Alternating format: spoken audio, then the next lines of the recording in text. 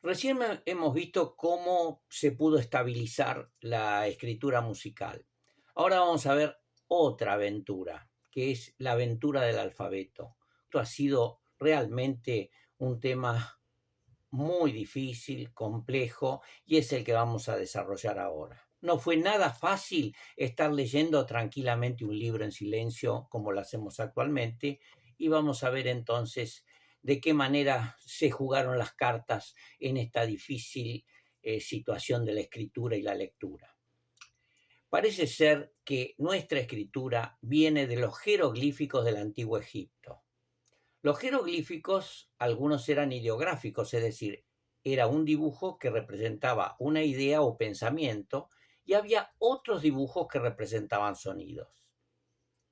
Era un sistema muy difícil y complejo y los propios escribas egipcios pudieron simplificar los jeroglíficos que se tallaban en la piedra y crearon la escritura hierática para escribir textos en papiro de una forma más rápida y ágil.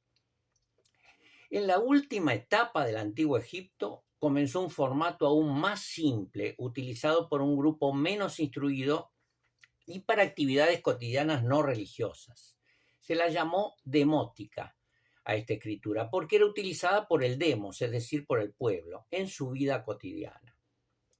En el siglo VI, la escritura más extendida por el imperio egipcio era la demótica y llega hasta los pueblos fenicios y esto con esta base crean el alfabeto que se llamó fenicio, el alfabeto fenicio, basado en consonantes. Este alfabeto es tomado por los griegos, que crean toda una serie de signos que corresponden a un sonido consonante y a su vez agregan 5 vocales. Y nace entonces el alfabeto o el alfa, beta, gamma, delta, pi, o en escritura latina nace el abecedario.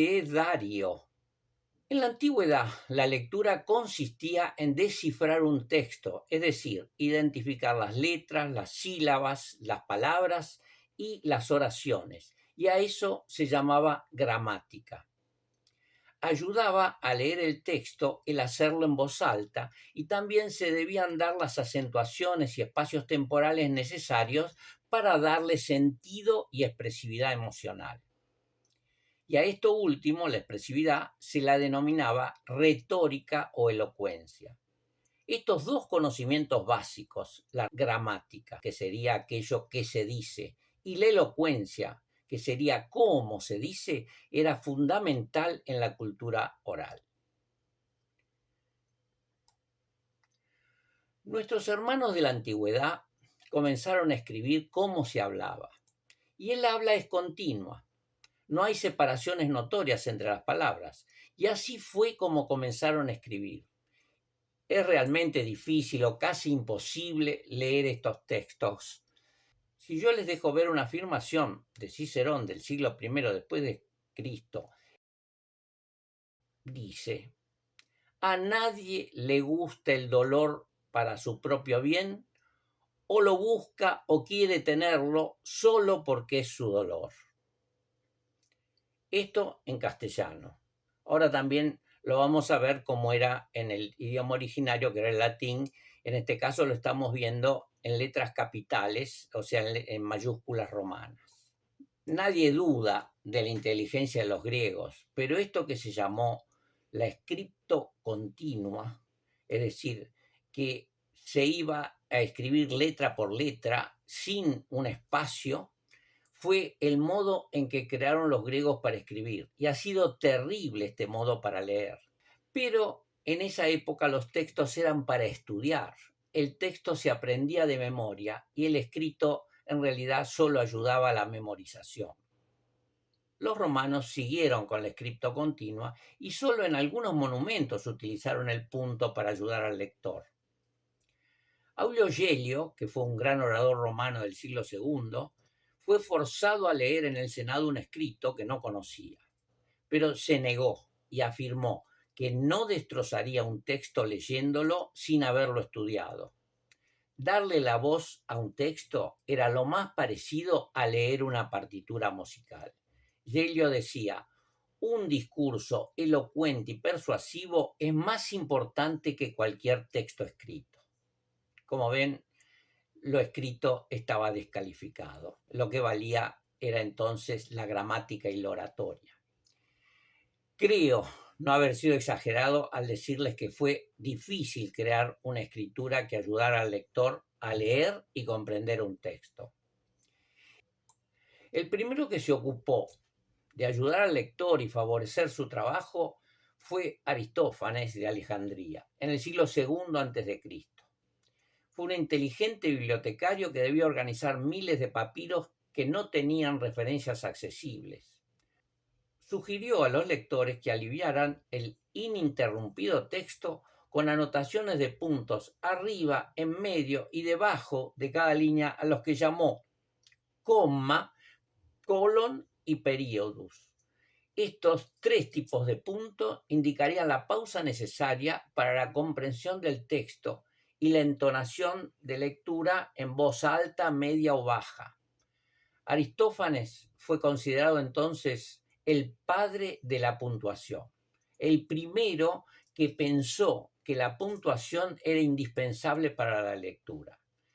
Pero aunque les parezca mentira, no tuvo mucho éxito. Los romanos abandonaron rápidamente el sistema de puntos y en algunos casos probaron separar las palabras con puntos, pero esto duró muy poco y solo en monumentos. Los romanos eran conscientes de que había frases que podían ser mal interpretadas con este método de escritura. Se daba como ejemplo el escrito latino inculto loco, que puede ser al armar la frase como inculto loco, o sea, en un lugar culto, o inculto loco, lugar salvaje, y que no siempre podían ser diferenciadas por su contexto. También se cuenta la anécdota mítica, seguramente, que a comienzo del reinado de Carlos I de Portugal, el ministro de Justicia le presentó al monarca un expediente de indulto en el que le expresaba su opinión en una nota al margen. Perdón imposible, que cumpla su condena. A lo que el rey, sin embargo, cambió de lugar la coma, dejando la frase, perdón, imposible que cumpla su condena, concedido, y firmó. La anécdota o el mito se hizo muy popular y muestra el valor de los signos de puntuación, como una coma puede cambiar una frase y puede hasta salvar una vida. Al caer el Imperio Romano y al consolidarse paulatinamente el cristianismo, se produjeron dos fenómenos importantísimos. Por un lado, el mantenimiento por parte de los monjes en sus conventos de la sabiduría adquirida de la filosofía antigua y los clásicos de Grecia y de Roma.